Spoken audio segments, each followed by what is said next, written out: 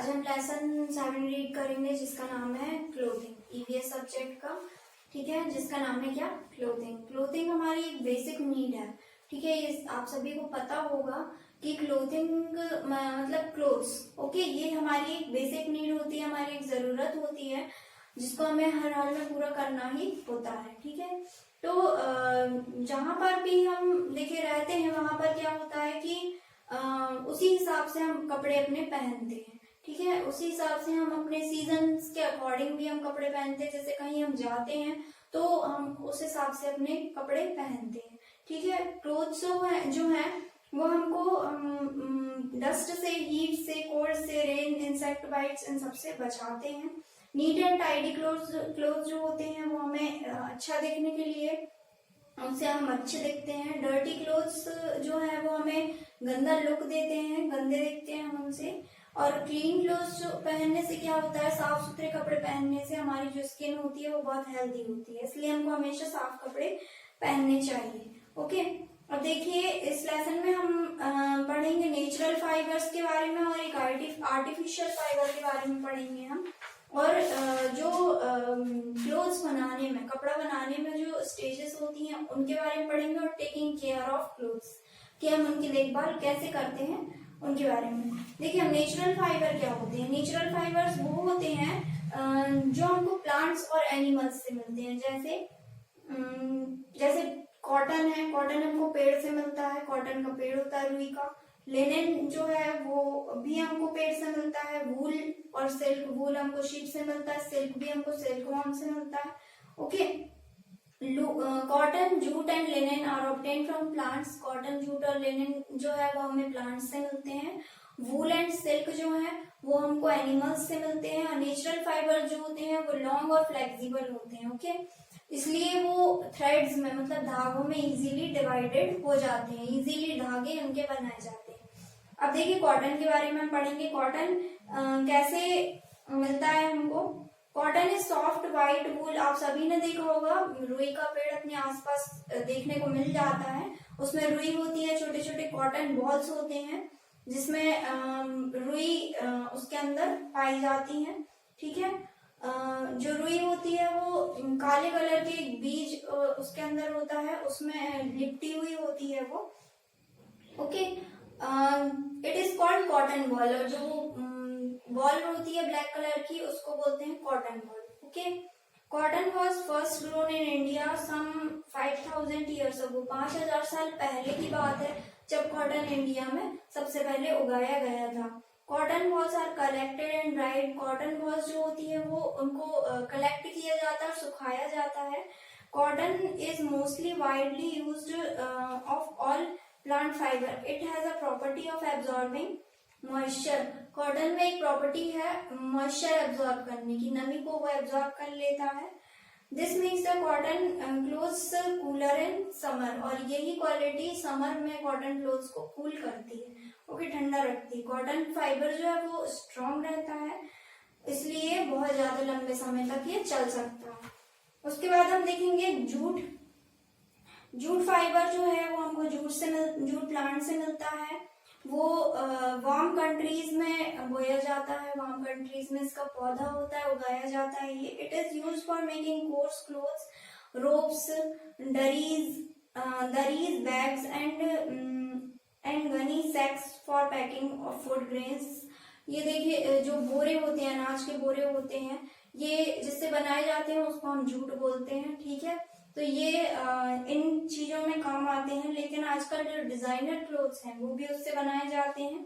उनको उसमें chemical use करके और उससे क्या बनते हैं, डिजाइनर क्लोथ्स। ओके, उसके बाद हम देखेंगे लिनन।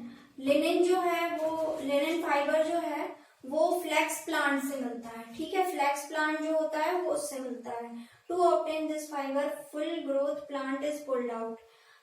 ये फाइबर लेने के लिए जो पूरा प्लांट जो है उसका वो पूरा उखाड़ा जाता है और फिर उसके बाद उसको वाटर में सोक किया जाता है, भिगोया जाता है और कुछ समय तक उसको वैसा का वैसा ही रख दिया जाता है। ये प्रोसेस जो कहलाती है, ये रेटिंग कहलाती है। उसके बाद उसको सुखाया जाता है और फिर उसको थ्रेश किया जाता है, तोड़ा जाता है। तब उससे लिनन फाइबर जो है उसकी नेक्स्ट प्रोसेस स्टार्ट होती है। लिनन फाइबर जो है वो स्ट्रॉन्ग होता है, ये 2 और 3 टाइम्स 2 और 3 टाइम्स स्ट्रॉन्गर होता है कॉटन फाइबर से। ओके, ये थ्रेड्स को जोतने में, थ्रेड्स को बोने मतलब जो अपन धागों को पिरोते हैं उसमें काम आता है। फिशिंग नेट्स जो है उसमें काम आता है, जो मछली पकड़ने वाली नेट्स हैं वो भी लिनन से बनती हैं। मैट्रेस बनती है, चटाइयाँ बनती हैं वो भी उसी से बनती हैं। It is also use for making table clothes, towels, handkerchief, towels और हैंडकरचीफ में भी वही यूज होता है। ओके, उसके बाद देखिए वूल। वूल मतलब जो ऊन होता है उसको हम वूल बोलते हैं। ये आप सभी को पता होगा, ऊन भेड़िए से मिलता है हमको। जो उसका फ्लीस होता है मतलब उसकी जो चमड़ी होती है उससे मिलता है। ठीक है, उसको निकाला जाता है, जो थिक लेयर होती है जो शीप की बॉडी की, उससे उसको निकाला जाता है, उसको भुना जाता है और फिर उसके बाद उसको वॉश किया जाता है, उसको धोया जाता है, फिर उसके बाद वुलन जो थ्रेड्स हैं वो निकाले जाते हैं। ये स्वेटर्स, कार्डिगन्स, ग्लोव्स, सॉक्स ये सब बनाने में काम आता है और इसको हम अपना एक शेप दे सकते हैं। ठीक है, इनसे हम अपने मनचाहे शेप की ड्रेसेस बना सकते हैं, स्वेटर्स बना सकते हैं। ठीक है, सिल्क। उसके बाद देखिए सिल्क जो होता है वो कोकून से प्राप्त होता है हमको। कोकून सिल्कवॉर्म से मिलता है हमको। सिल्कवॉर्म्स जो है वो मलबरी लीव्स में पाई जाती है, जो ये कीड़ा होता है। ठीक है, रेजिंग सिल्कवॉर्म, ये देखिए जो सिल्कवॉर्म्स को पालने की जो प्रोसेस होती है वो सेरिकल्चर कहलाता है। ओके, क्या कहलाता है? Sericulture. When silkworm have full growth, जब सिल्कवॉर्म पूरे ग्रो कर लेते हैं तब वो कोकून बनाना स्टार्ट करते हैं। ठीक है, मतलब कोकून एक बॉल होता है, उसको बनाना स्टार्ट करते हैं वो। और कोकून्स जो होते हैं, cocoons are boiled in water, उनको पानी में उबाला जाता है और उसके बाद वो उनमें से रेशे निकलना स्टार्ट हो जाते हैं। ठीक है, और ये जो होता है सिल्क, ये साड़ियाँ बनाने में यूज होता है और इसके थ्रेड्स से अलग अलग तरीके के और काम होते हैं। ओके, इसके बाद देखिए ये हमने बात कर ली किसकी? नेचुरल फाइबर की। लेकिन अब हम आर्टिफिशियल फाइबर्स के बारे में बात करेंगे। आर्टिफिशियल फाइबर्स को हम सिंथेटिक फाइबर भी बोलते हैं। देखिए जो मैन मेड होते हैं, ओके, जिनको इंसानों के द्वारा बनाया जाता है, ये नेचुरल सब्सटेंसेस होते हैं। वो 2 और मोर केमिकल कंपाउंड्स, मतलब 2 और 2 से अधिक चीजों को मिलाकर बनाए जाते हैं। ठीक है, ये नेचुरल फाइबर्स से भी बहुत ज्यादा स्ट्रॉन्ग होते हैं। इनके फाइबर्स से जो क्लोथ्स बने हुए होते हैं उसको बोलते हैं सिंथेटिक क्लोथ्स या आर्टिफिशियल क्लोथ्स या मैन मेड क्लोथ्स। ओके, ये भी बहुत लंबे समय तक चलते हैं। Nylon, rayon, polyester and acrylic are artificial fibres. Okay, अब रेयन के बारे में हम पढ़ेंगे। इसमें rayon fibre is produce from cellulose obtain from wood. ये एक वुड से प्राप्त होता है हमको, मतलब एक लकड़ी से प्राप्त होता है। इसमें बहुत सारी क्वालिटीज है कॉटन की। ठीक है, ये फाइबर्स को डेकोरेट करने के लिए यूज होता है। ये देखिए पिक्चर में आपको दिख रहा होगा। Okay, mixed with it is mixed with cotton. Rayon is use for making nurse dress. Nurse की जो ड्रेस होती है उनको बनाने में यूज होता है रेयन। रेयन जो होता है वो कॉटन के साथ मिक्स किया जाता है और बहुत इजीली वॉश हो जाता है वो। उसके बाद हम देखेंगे नायलॉन। देखिए नायलॉन की रस्सी के बारे में आप लोगों ने सुना होगा, नायलॉन की रस्सी। ठीक है, नायलॉन रोप, ये रोप बनाने में ही यूज होता है। ओके, इसको भी मैन मेड फाइबर है। ये कहाँ से इसका नाम आया है? देखिए 2 cities, New York and London. New York और लंदन से मिलाकर वो नायलॉन बन गया है। ठीक है, इसलिए इसका नाम नायलॉन पड़ गया है। ये कारपेट्स बनाने में, स्टॉकिंग्स बनाने में, रोप्स, टायर्स, टूथब्रश ये सब बनाने में काम आता है। उसके बाद देखिए पॉलिस्टर। पॉलिस्टर फैब्रिक जो होता है वो स्ट्रॉन्ग और ड्यूरेबल होता है। ठीक है, मतलब बहुत ज्यादा ताकतवर होता है, जो ज्यादा जल्दी टूटता नहीं है, और ड्यूरेबल मतलब बहुत ज्यादा लंबे समय तक चलता है। Okay, it is used in clothing and beading. ये क्लोथिंग और बीडिंग में यूज होता है। Clothing fabrics are often made from a blend of polyester and cotton fibers. The polyester provides wash and wear characteristics, and cotton fiber makes the fabric comfortable to wear. देखिए ये polyester जो fabric होता है ये भी cotton के साथ ही मिलाया जाता है, मिला के बनाया जाता है। ओके, अब ये देखेंगे हम एक्रिलिक। एक्रिलिक देखिए ये पिक्चर दी हुई है एक्रिलिक यार्न्स की। इसके बारे में हम पढ़ेंगे। ये सॉफ्ट और ड्यूरेबल होते हैं।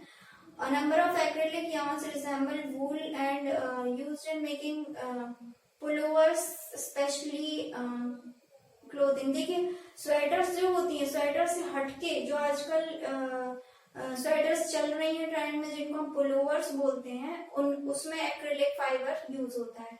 ओके, एक्रिलिक फाइबर्स जल्दी सूख जाता है और उसमें मॉइस्चर ज्यादा देर तक नहीं टिक पाता है और वो इजीली वॉशेबल होता है। अब देखिए क्लोथ्स कैसे बनाए जाते हैं, स्टेजेस देखेंगे हम। सबसे पहले अलग अलग स्टेजेस होती हैं जिससे हम इन सब स्टेजेस को पार करके एक फाइनल क्लोथ बनाया जाता है। रॉ मटेरियल्स जो होते हैं हम देखिए पढ़ेंगे हम इसमें। फर्स्ट है फार्मर्स ग्रोथ कॉटन। फार्मर्स जो होते हैं वो कॉटन, जूट और या तो फिर शीप और सिल्कवॉर्म्स की मदद से सबसे पहले फार्मिंग किया जाता है। क्लोथ्स को पाने के लिए फर्स्ट स्टेप ये होती है। फिर होता है स्पिनिंग। स्पिनिंग जो होता है देखिए जैसे रॉ मटेरियल है, जैसे कॉटन है, जूट है, सिल्क है, इनको थ्रेड में कन्वर्ट करने के लिए, धागे में कन्वर्ट करने के लिए स्पिनिंग मशीन जो होती है उनमें डाला जाता है ताकि इनमें से थ्रेड निकल आए, तो उसको बोलते हैं स्पिनर्स। ओके, ये सेकंड मेथड होती है, उसके स्टेज होती है। उसके बाद वीविंग मतलब जिसको हम बोलते हैं बुनाई। ओके, तो ये एक हैंडलूम भी कहलाता है। हाथों से बुनाई जो होती है उसको हैंडलूम कहा जाता है।